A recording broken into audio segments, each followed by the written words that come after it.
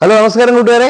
ഞാൻ ഇന്നലെ അഡ്മിന്റെ ഒരു പ്രത്യേക റിക്വസ്റ്റ് വന്നിരുന്നു. ഒരു പ്രധാനപ്പെട്ട കമന്റ് ഗ്രൂപ്പിൽ നമ്മളെ ഇതിൽ വന്നിട്ടുണ്ടെന്ന്. അതായത് ഇംഗ്ലീഷ് ഇത്ര പഠിച്ചിട്ടും പഠിക്കാൻ പറ്റുന്നില്ല എന്നായിരുന്നു പറഞ്ഞിരുന്നത്. അയാളെ ഇംഗ്ലീഷിന് വേണ്ടിയിട്ട് ഞാൻ പറഞ്ഞൊരു ടിപ്പ് എന്ന് പറയുന്നത് ഫസ്റ്റ് ഒരു PYQന്റെ എക്സ്പ്ലനേഷൻ അവിടെ നമ്മൾ ചെയ്യാൻ പോകുന്നത്. പക്ഷെ ഇംഗ്ലീഷ് ഈ 10 മാർക്കൊന്നും നമുക്ക് വാങ്ങാൻ പറ്റൂല. ഒരു സാധാരണ എന്റെ ഒരു വീഡിയോ ഇതിൽ കാണുന്ന ഒരാൾ സാധാ ഒരു ആവറേജ് സ്റ്റുഡന്റ് ആവാനാണ് സാധ്യത, എന്നെ പോലെ. അല്ലേ, അവിടെ നിന്ന് പഠിച്ചെങ്ങനെയും ലിസ്റ്റ് കയറി പോവുക, അതാണ് ലക്ഷ്യം. അല്ലാതെ ഈ ക്ലാസ് എങ്ങനെ കാണുമെന്ന് എനിക്ക് തോന്നുന്നില്ല. എന്റെ എക്സ്പെക്ടേഷൻ ആണ്. അതെന്ന് പറഞ്ഞാൽ ഈ 10 മാർക്കിൽ 10 പഠിക്കുന്ന പിള്ളേരുണ്ട്. ഇംഗ്ലീഷ് മീഡിയം പഠിച്ചവര്, ഇംഗ്ലീഷ് മെയിൻ എടുത്ത് പഠിച്ചവര്, ഒക്കെ ഇംഗ്ലീഷ് ടാലന്റ് ആയിട്ടുള്ള പിള്ളേര്. നമുക്കൊക്കെ ഇംഗ്ലീഷ് ഒന്നും വലിയ രാഹ്യമൊന്നും ഇല്ല. അഡ്ജസ്റ്റ് ചെയ്തൊക്കെയാണ് എടുക്കണത്. കേട്ടോ, നമ്മളെ കുറെ ഉടായ്പ രീതികളാണ് ഇതിൽ മൊത്തം ഇടുന്നത്. അപ്പം ഇതിൽ നമുക്ക് കുറച്ച് ഏരിയകളുണ്ട്. ഇപ്പം നിങ്ങളിപ്പോൾ പോലീസ് പരീക്ഷ അല്ലെങ്കിൽ +2 ലെവൽ അല്ലെങ്കിൽ ഏതെങ്കിലും BSc, ഏത് BSc ആയാലും ഇംഗ്ലീഷ് എല്ലാം ഒന്ന് തന്നെ. ഇംഗ്ലീഷിലെല്ലാം ഒരേ ഫോർമാറ്റിന് ചോദിക്കണം. രീതിയിൽ മാത്രം കൂടുതൽ ചോദിക്കുക, അങ്ങനെയൊന്നുമില്ല. പിന്നെ ഡിഗ്രി ലെവൽ പരീക്ഷ ആകുമ്പോഴത്തേക്ക് ഒരു മാറ്റമുണ്ട്. ഈ ഡിഗ്രീസ് ഓഫ് കമ്പാരിസൺ എന്ന് പറയുന്ന ക്വസ്റ്റ്യൻ ഒക്കെ അതിലാണ് കൂടുതലും വരണം. ഇതിലങ്ങനെ എപ്പോഴും വരാറില്ല, ഇതിനും വരും. അപ്പൊ എല്ലാത്തിനും ഇംഗ്ലീഷ് സെയിം തന്നെ. അതിന് പ്രിലിംസ് വരുമ്പം ഡിഗ്രി ലെവലിൽ 20 മാർക്കാണ് വരുന്നത്. 10 ഡിവിഷൻ, 10 ഒക്കാബുലറി, 10 ഗ്രാമർ, അല്ലെങ്കിൽ 12 ഒക്കാബുലറി, 8 ഗ്രാമർ, അങ്ങനെ മാറി തിരിഞ്ഞു വരും. 10 മാർക്കിന്റെ ക്വസ്റ്റ്യൻ ആകുമ്പോൾ ചിലപ്പോൾ 4 മാർക്ക് ഒക്കാബുലറി, 6 മാർക്ക് ഗ്രാമർ ചോദിക്കാം. ചിലപ്പോൾ 4 മാർക്ക് ഗ്രാമർ ചോദിക്കുള്ളൂ, 6 മാർക്ക് ഒക്കാബുലറി ചോദിക്കാം. ചിലപ്പോൾ 5 ചോദിക്കാം. ഇനി 7-3 വന്നിട്ടുള്ള ചരിത്രങ്ങളുണ്ട്. 7 ഒക്കാബുലറി, 3 ഇതും വന്നിട്ടുണ്ട്. ഒക്കാബുലറി പഠിക്കുക ഇത്തിരി എളുപ്പമാണ്, കുറച്ച് കാണാതെ പഠിച്ചാൽ മതി. ഗ്രാമർ പഠിക്കുക അതിന്റെ കാര്യം അറിഞ്ഞിരിക്കാം. ഉട്ടായ്പ പഠിച്ച ഏറ്റവും കൂടെ ഒക്കെ മാർക്ക് വാങ്ങാൻ പറ്റും.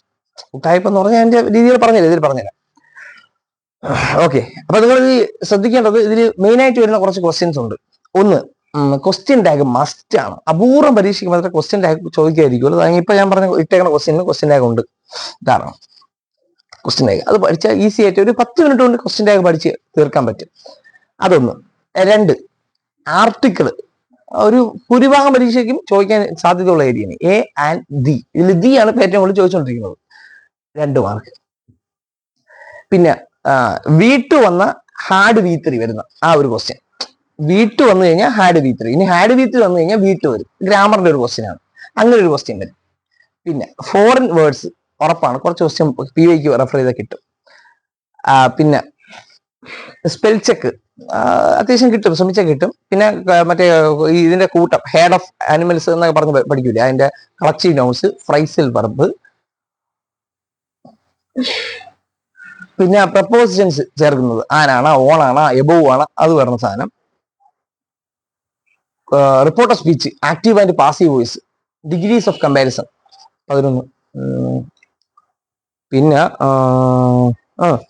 അത്ര തന്നെ. ഈ 11 നമ്മൾ 10 ഈ പറഞ്ഞ 10 നിങ്ങൾ പഠിച്ചിട്ട് പോയാൽ നിങ്ങൾക്ക് 5 മാർക്കൊക്കെ കിട്ടും. 5 മാർക്കോ 4-നും 5-നും ഇടയ്ക്കോ അല്ലെങ്കിൽ 6 മാർക്കോ വരെ കിട്ടും. ഒരു ബീറ്റ് ഫോറസ്റ്റിന്റെ ഒരു പരീക്ഷയ്ക്ക് 10-ന് 10 എനിക്ക് കിട്ടിയിട്ടുണ്ട്. കാരണം ആ 10 ക്വസ്റ്റ്യൻസ് വളരെ എളുപ്പമായിരുന്നു. 10 ക്വസ്റ്റ്യനും വളരെ എളുപ്പമാകുമ്പോഴാണ് നമ്മൾ ഇംഗ്ലീഷ് നമുക്ക് സൂക്ഷിക്കേണ്ടത്. ഇംഗ്ലീഷ് എന്ന് പറയുന്ന സാധനം അയ്യോ എനിക്ക് പാടാണ്, ഞാൻ വിട്ട് കളഞ്ഞില്ല. ഈ 10 മാർക്ക് എളുപ്പമായിട്ട് ചോദിക്കുമ്പോൾ പാടമുള്ളവനും പാടില്ലാത്തവനും 10-ൽ 10 അടിക്കും. ആ സമയത്ത് നമുക്ക് 0 വന്നു കഴിഞ്ഞാൽ 10 മാർക്ക് താഴെ ആയപ്പോ ലിസ്റ്റിൽ പോലും വരില്ല. ഇംഗ്ലീഷ് വളരെ ടൈറ്റ് ആകുമ്പോൾ ഒരാൾക്ക് നല്ല പഠിക്കുന്ന ഉദ്യോഗാർത്ഥിക്ക് 4-5 മാർക്ക് കിട്ടുമ്പോൾ നമുക്ക് 0 മാർക്ക് കിട്ടിയാലും വലിയ വേരിയേഷൻ അവിടെ വരില്ല. ഒരു 4 മാർക്കിന്റെ വ്യത്യാസം വരുള്ളൂ. അത് വേറൊരു മാർക്കിൽ നമ്മൾ സ്കോർ ചെയ്ത് കൂട്ടിയാൽ മതി. ഭരണഘടനയിൽ നമ്മൾ കിട്ടുകയാണെങ്കിൽ അത് വെച്ച് അഡ്ജസ്റ്റ് ചെയ്ത് പോയാൽ മതി. അതാണ് ചെയ്യണ പരിപാടി. ഈ ഹോട്ട് ടോപ്പിക്സിന് വേണ്ടി ഞങ്ങളെ ക്ലാസ് ഉണ്ട്, ടെലിഗ്രാം ക്ലാസ് ആണ്. അത് നിങ്ങൾക്ക് വേണമെങ്കിൽ അതിൽ ജോയിൻ ചെയ്യാം. കമന്റ് ചെയ്യാൻ ഫസ്റ്റ് കമന്റിൽ ഇട്ടേക്കാം. ഹോട്ട് ടോപ്പിക്സ് ആണ് മൊത്തം. സിലബസ് എല്ലാ ഭാഗവും PYQ എക്സ്പ്ലനേഷൻസ് വെച്ചിട്ടുള്ള ഭാഗമായിരിക്കും പോകുന്നത്. ഓക്കെ, സ്പെഷ്യൽ ടോപ്പിക് പോലീസിന് വേണ്ടിയാണ് ചെയ്യുന്നത്. പിന്നെ മറ്റ് കാർക്കും അതിൽ ജോയിൻ ചെയ്യാം. സ്പെഷ്യൽ ടോപ്പിക്കുള്ള ഏരിയ നിങ്ങൾ സ്കിപ്പ് ആക്കേണ്ടി വരും അങ്ങനെ ചേർന്ന് കഴിഞ്ഞാൽ. ഓക്കെ, അതെന്തെങ്കിലും താല്പര്യം, അങ്ങനെ ബുദ്ധിമുട്ടുണ്ട്, പഠിക്കാൻ ബുദ്ധിമുട്ടാണ്, ഒട്ടും പറ്റുന്നില്ല എന്നൊക്കെ ഉണ്ടെങ്കിൽ അതിൽ ചേർന്ന ഉപയോഗം വരും. അത് നമ്പർ ഞാൻ പിൻ ചെയ്തേക്കാം. അത് നിങ്ങൾക്ക് താല്പര്യം ഉണ്ടെങ്കിൽ വാട്സപ്പ് ചെയ്താൽ മതി. അഡ്മിന്റെ നമ്പറാണത്. ഓക്കെ, അപ്പം the flies fell dash the shelf. അവിടെ ഏത് വരുമെന്നാണ് ചോദിച്ചിരിക്കുന്നത്. At, of, off, none of the above, നോട്ട. ഇവിടെ ഉത്തരം ഓഫ് ആണ്. Fell off. ഇത് മൊത്തത്തിലാണ് സത്യം പറഞ്ഞാൽ ചോദിക്കേണ്ടത്. അവന്മാർ ഇവിടെ ഇത് മാത്രം വെച്ച് ചോദിച്ചത്. അത് പുതിയ ട്രിക്കാണ് PSCയുടെ. ഈ വഫ് കണ്ടുകൊണ്ട് നമ്മൾ അറ്റൊക്കെ ഈ ഫ്ലൈസ് ഈച്ചകൾ വന്ന് ഷെൽഫിലോട്ട് ഫെൽ ഓഫ് ചെയ്തെന്ന് പറഞ്ഞാൽ സഡനായിട്ട് റാപ്പിഡായിട്ട് വന്ന് കയറുന്നതിനാണ് പറയുന്നത്. ഒരു കൂട്ടത്തോടെ റാപ്പിഡായിട്ട് വന്ന് കയറുന്നതാണ്, സ്പീഡായിട്ട് വന്ന് കയറുന്നതിനാണ് ഫെൽ ഓഫ് എന്ന് പറയുന്നത് കേട്ടാ. അത് ഫ്രൈസൽ വെർബാണ്, പഠിച്ചോണം. ഇനി once in a blue moon എന്ന് പറഞ്ഞാൽ എന്താണ് അർത്ഥമാക്കുന്നത്? Once in a blue moon എന്ന് പറഞ്ഞ ശൈലി അർത്ഥമാക്കുന്നത് വെരി റയർലി എന്നാണ്. വളരെ അപൂർവമായി സംഭവിക്കുന്ന കാര്യത്തിൽ പറയുമ്പോൾ once in a blue moon, അവൻ once in a blue moon ആയിട്ട് വന്നു എന്ന് പറഞ്ഞാൽ ഒരുപാട് നാൾക്ക് ശേഷം റയർ ആയിട്ടാണ് അവിടെ പോയി വന്നത് എന്നാണ് മീൻ ചെയ്യുന്നത്. ഇനി അടുത്ത ക്വസ്റ്റ്യൻ ടാഗ് ഇതാ, we do our work, don't we, do we, don't us, doesn't us, doesn't we. ഇതിൽ അത് വരും. എന്തായാലും വി തുടങ്ങിയ വി വരുള്ളൂ, അപ്പൊ ഇത് അസ് വരില്ല, അത് വെട്ടിക്കളയാം. ഡു വന്ന് ഇവിടെ നെഗറ്റീവ് വേർഡ് ഒന്നുമില്ല, അപ്പൊ ഇവിടെ ഡൂയിന്റെ നെഗറ്റീവ് ടാഗ് വരും. അതെന്ന് പറഞ്ഞാൽ ഡോണ്ട് വി വരും. ഡോണ്ട് വി ആണ് ഉത്തരം, ഡോണ്ട് വി എന്ന് വരും ഇവിടെ. എങ്ങനെയാണ് ഇത് കണ്ടുപിടിക്കുന്നത്? സിമ്പിൾ ആണ്. വി എന്ന് പറയുമ്പോൾ വി എന്തായാലും വരും. പിന്നെ ഡു എന്ന് കടന്നു കഴിഞ്ഞാൽ ഇവിടെ വേറെ നെഗറ്റീവ് വേർഡ് ഇല്ലെങ്കിൽ ഇനി ഇവിടെ പോസിറ്റീവ് അല്ല നെഗറ്റീവ് ആയിരിക്കും പറഞ്ഞത്. ഇവിടെ നെഗറ്റീവ് വേർഡ് ഉണ്ടെങ്കിൽ ഇവിടെ പോസിറ്റീവ് വരും. നെഗറ്റീവ് വേർഡ് ഇവിടെ ഉണ്ടായിരുന്നെങ്കിൽ ഡു വി എന്ന് വന്നേനെ. ഇവിടെ നെഗറ്റീവ് വേർഡ് ഒന്നും ഇല്ലാത്തതുകൊണ്ട് ഡുവിന്റെ നെഗറ്റീവ് എടുക്കുക, ഡോണ്ട് വി എന്ന് വരും. ഓക്കെ. ക്യൂ, ക്യൂ നമ്മൾ ക്യൂ നിൽക്കൂലേ, ക്യൂ സ്പെൽ ചെക്ക് ആണ്. ക്യൂ എന്ന് എങ്ങനെ എഴുതാം? ക്യൂ എന്ന് കറക്റ്റ് എഴുതുന്നത് QUE. ഇത് പണ്ട് ചോദിക്കുന്ന ക്വസ്റ്റ്യൻ ആണ്, 2016 കാലഘട്ടത്തിൽ ചോദിച്ചിട്ടുള്ള ക്വസ്റ്റ്യൻ ആണ്. അത് ഇപ്പോഴും ചോദിച്ചേണ്ട. ഓക്കെ, അപ്പൊ അതാണ് അതിന്റെ പരിപാടി. ഓക്കെ, എല്ലാവരും ചായ കുടിച്ചു, എല്ലാവരും ഗുഡ് മോർണിംഗ് പറയാൻ വിട്ടുപോയെന്നെങ്കിൽ ഗുഡ് മോർണിംഗ്, സോറി. ചോക്കുപടി എത്ര വലിയ വീഴും. ഓക്കെ, ഇനി അടുത്തൊരു ചോദ്യം. അതായത് നല്ല ക്വസ്റ്റ്യൻ വീണ്ടും ചോദിച്ചു. ഇതൊക്കെ പണ്ടുള്ള മോഡലാണ്. ഈ ഇംഗ്ലീഷും മലയാളമൊന്നും മാത്സും ഒന്നും സത്യം പറഞ്ഞാൽ വലുതായിട്ടൊന്നും മാറിയിട്ടില്ല, കുറച്ച് അപ്ഡേഷൻസ് ഒന്നേ ഉള്ളൂ. പഴയ ക്വസ്റ്റ്യൻസ് വർക്ക്ഔട്ട് ചെയ്താൽ മാത്രം മതി, ഇംഗ്ലീഷിലും നമുക്ക് നല്ല മാർക്ക് സ്കോർ ചെയ്യാൻ പറ്റും.